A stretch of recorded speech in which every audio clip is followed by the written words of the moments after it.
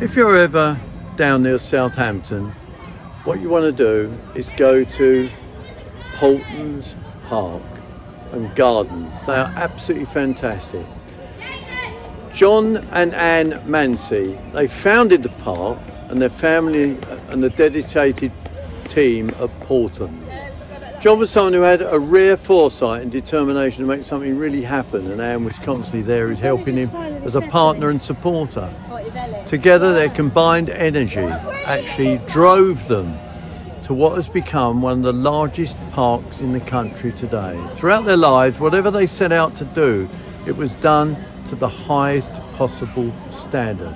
The park opened its doors first in 17th of May 1983, and John and Anne took the original concept of a country park, developed into a family park, which has since been enjoyed by generations. The park as you see it today, John and Anne retired in 95, and sadly John passed away in 2003, and Anne in 14. They will never be forgotten, and Paultons will continue to be a park to be actually envied. Yeah, and I'm just going to walk down some of the areas of the park to show you them, and we're going to go down the middle of this area here before we go into a more formal part of the garden. Now here you can see a lot of topiary, there's roses over arbours. I tell you what, it's one of the best kept secret parks that I've ever come across. It's not a secret because it's open to everybody, but well, you have to pay to come in. But just look at it, isn't it marvellous? And it's a mixture here of modern and old. And as we walk round, we come through here and we come into an area which has got some outstanding trees. I see some Annabelle on the left here, looking really good. And straight ahead of us, some very ancient trees. And I'm going to try and go along to what is the Japanese garden. You can see, I'm telling you that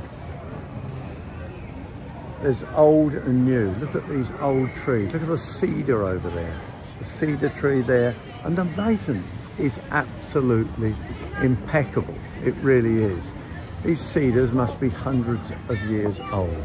Let's go across to the Japanese garden, and the Japanese garden is again a water feature here of what would be classed as cloud pruning of a tree. And here we've got bananas in the background. And yeah, bananas aren't what you would put in a Japanese garden at all. But basically, there they are. There's money in there, which of course is dropped in for luck. Coming through here, we look at the garden here, and we're coming to a resting place here, which is very typical, with the walkway, with the stone, and looking across. Look at the planting. Everywhere is immaculate. The planting over there, the beautiful acres, and looking round, somewhere to sit and just meditate.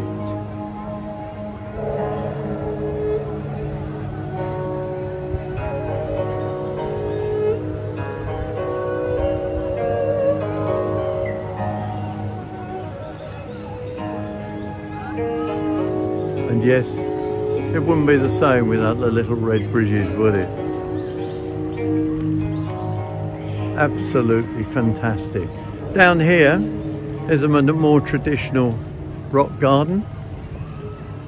I'd just like to say that if anybody, okay, there's a bit of artificial grass put in there, but over there, let me just point out, if I look across there, there is a more traditional rock garden, and the rock garden was put in years and years and years ago.